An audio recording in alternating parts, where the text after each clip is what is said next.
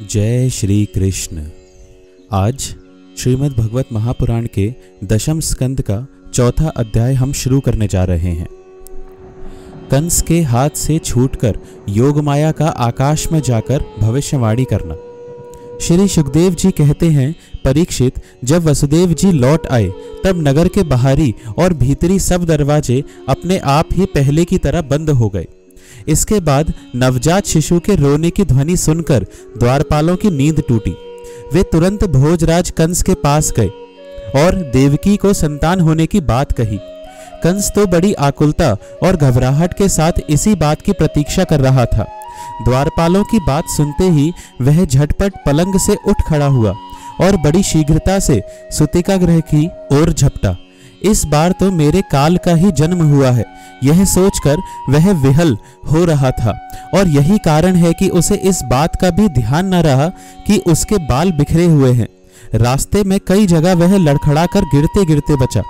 बंदी गृह में पहुंचने पर सती देवकी ने बड़े दुख और करुणा के साथ अपने भाई कंस से कहा, मेरे हितैषी भाई, यह कन्या तो तुम्हारी पुत्र वधू के समान है, स्त्री जाति की है।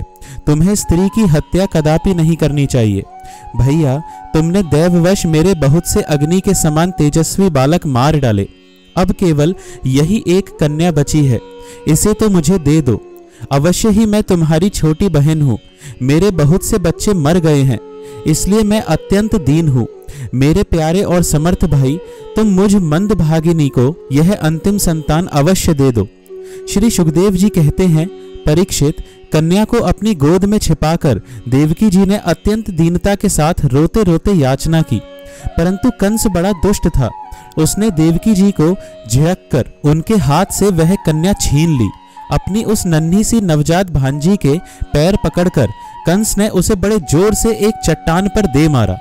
स्वार्थ ने उसके हृदय से सौहार्द को समूल उखाड़ फेंका था, परंतु श्री कृष्ण की वह छोटी बहन साधारण कन्या तो थी नहीं, देवी थी। उसके हाथ से छूटकर तुरंत आकाश में चली गई और अपने बड़े बड़े 8 हाथों में आयुध लिए हुए दीख पड़ी। वह दिव्य माला, वस्त्र, चंदन और मणि में आभूषणों से विभूषित थी। उसके हाथों में धनुष, त्रिशूल, बाण, ढाल, तलवार, शंख, चक्र और गदा, ये 8 आयुध थे। सिद्ध, चारण, गंधर्व, अप्सरा, किन्नर और नागगण बहुत सी भेंट की सामग्री समर्पित करके उसकी स्तुति कर रहे थे। उस समय देवी ने कंस से यह कहा, रे मूर्ख, मुझे मारने से तुझे क्या मिलेगा? तेरे पूर्व जन्म का शत्रु तुझे मारने के लिए किसी स्थान पर पैदा हो चुका है। अब तू व्यर्थ निर्दोष बालकों की हत्या ना किया कर। कंस से इस प्रकार कहकर भगवती योगमाया वहां से अंतर्धान हो गईं और पृथ्वी के अनेक स्थानों में विभिन्न नामों से प्रसिद्ध हुई। देवी की यह बात सुनकर कंस को असीम आश्चर्य हुआ।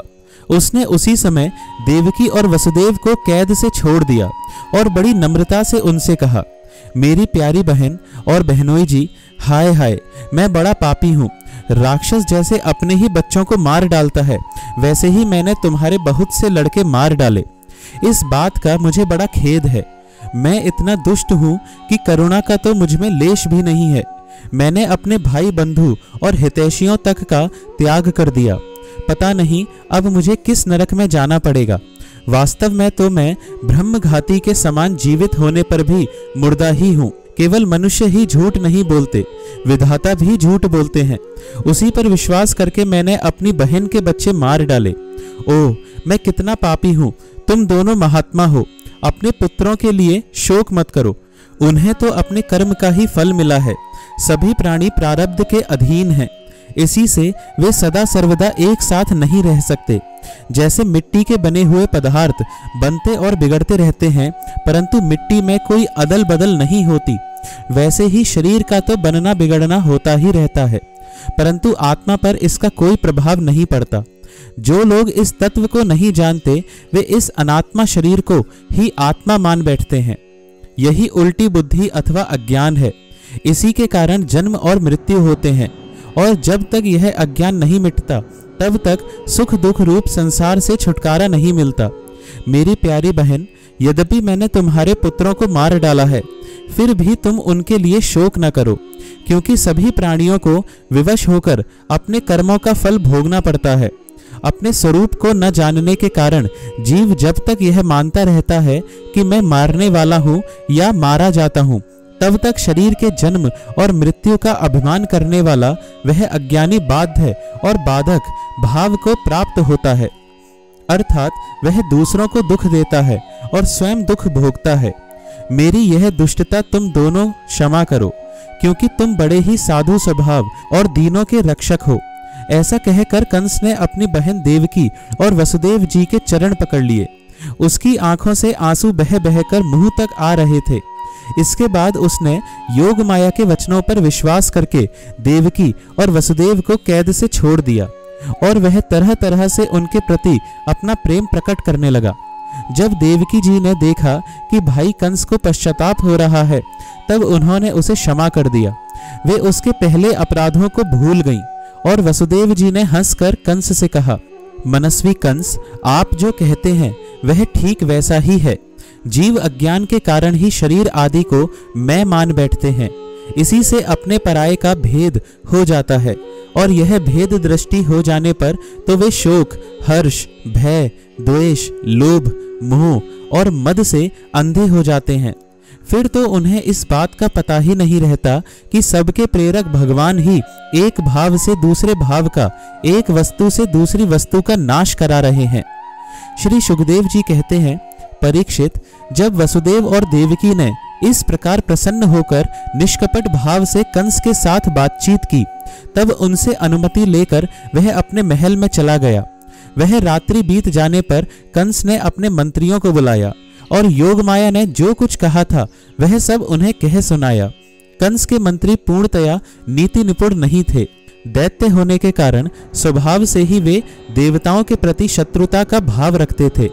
अपने स्वामी कंस की बात सुनकर वे देवताओं पर और भी चिढ़ गए और कंस से कहने लगे, भोजराज, यदि ऐसी बात है तो हम आज ही बड़े बड़े नगरों में, छोटे छोटे गांवों में, अहीरों की बस्तियों में और दूसरे स्थानों में जितने बच्चे हुए हैं, वे चाहे 10 दिन से अधिक के हों या कम के, सबको आज ही मार डालेंगे। समर भीरु देवगण युद्धोघोग करके ही क्या करेंगे? वे तो आपके धनुष की टंकार सुनकर ही सदा सर्वदा घबराए रहते हैं। जिस समय युद्ध भूमि में आप चोट पर चोट करने लगते हैं, बाण वर्षा से घायल होकर अपने प्राणों की रक्षा के लिए सम्रांगण छोड़कर देवता लोग पलायन परायण होकर इधर उधर भाग जाते हैं। कुछ देवता तो अपने अस्त्र शस्त्र जमीन पर डाल देते हैं और हाथ जोड़कर आपके सामने अपनी दीनता प्रकट करने लगते हैं। कोई कोई अपनी चोटी के बाल तथा कच्छ खोलकर आपकी शरण में आकर कहते हैं कि हम भयभीत हैं, हमारी रक्षा कीजिए। आप उन शत्रुओं को नहीं मारते जो अस्त्र शस्त्र भूल गए हों, जिनका रथ टूट गया हो, जो डर गए हों, जो लोग युद्ध छोड़कर अन्यमनस्क हो गए हों, जिनका धनुष टूट गया हो या जिन्होंने युद्ध से अपना मुख मोड़ लिया हो, उन्हें भी आप नहीं मारते। देवता तो बस वही वीर बनते हैं जहां कोई लड़ाई झगड़ा ना हो। रणभूमि के बाहर वे बड़ी बड़ी डींग हाँकते हैं। उनसे तथा एकांतवासी विष्णु, वनवासी शंकर, अल्पवीर्य इंद्र और तपस्वी ब्रह्मा से भी हमें क्या भय हो सकता है? फिर भी देवताओं की अपेक्षा नहीं करनी चाहिए, ऐसी हमारी राय है, क्योंकि हैं तो वे शत्रु ही। इसलिए उनकी जड़ उखाड़ फेंकने के लिए आप हम जैसे विश्वास पात्र सेवकों को नियुक्त कर दीजिए। जब मनुष्य शरीर में रोग हो जाता है और उसकी चिकित्सा नहीं की जाती, उपेक्षा कर दी जाती है, तब रोग अपनी जड़ जमा लेता है और फिर वह असाध्य हो जाता है। अथवा जैसे इंद्रियों की उपेक्षा कर देने पर उनका दमन असंभव हो जाता है, वैसे ही यदि पहले शत्रु की उपेक्षा कर दी जाए और वह अपना पांव जमा ले, तो फिर उसको हराना कठिन हो जाता है। देवताओं की जड़ है विष्णु और वह वहां रहता है जहां सनातन धर्म है। सनातन धर्म की जड़ है वेद, गौ, ब्राह्मण, तपस्या और वे यज्ञ जिनमें दक्षिणा दी जाती है। इसलिए भोजराज, हम लोग वेदवादी ब्राह्मण, तपस्वी, याज्ञिक और यज्ञ के लिए घी आदि हवश्य पदार्थ देने वाली गायों का पूर्ण रूप से नाश कर डालेंगे। ब्राह्मण, गौ, वेद, तपस्या, सत्य, इंद्रिय दमन, मनोनिग्रह, श्रद्धा, दया, तितिक्षा और यज्ञ विष्णु के शरीर हैं। वह विष्णु ही सारे देवताओं का स्वामी तथा असुरों का प्रधान द्वेषी है, परंतु वह किसी गुफा में छिपा रहता है। महादेव, ब्रह्मा और सारे देवताओं की जड़ वही है। उसको मार डालने का उपाय यह है कि ऋषियों को मार डाला जाए। श्री सुखदेव जी कहते हैं, परीक्षित, एक तो कंस की बुद्धि स्वयं ही बिगड़ी हुई थी, फिर उसे मंत्री ऐसे मिले थे जो उससे भी बढ़कर दुष्ट थे।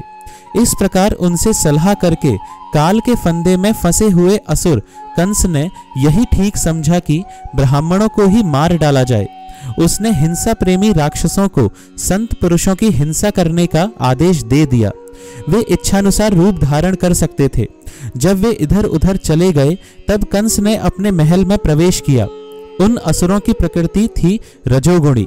तमोगुण के कारण उनका चित्त उचित और अनुचित के विवेक से रहित हो गया था। उनके सिर पर मौत नाच रही थी। यही कारण है कि उन्होंने संतों से द्वेष किया। परीक्षित, जो लोग महान संत पुरुषों का अनादर करते हैं, उनका वह कुकर्म उनकी आयु, लक्ष्मी, कीर्ति, धर्म, लोक परलोक, विषय भोग और सब के सब कल्याण के साधनों को नष्ट कर देता है। तो इस प्रकार श्रीमद् भगवत महापुराण के दशम स्कंद के चौथे अध्याय का समापन हुआ। आइए थोड़ा नाम जप करते हैं। कृष्ण कृष्ण कृष्ण कृष्ण कृष्ण कृष्ण कृष्ण कृष्ण कृष्ण कृष्ण कृष्ण कृष्ण कृष्ण कृष्ण। जय श्री कृष्ण।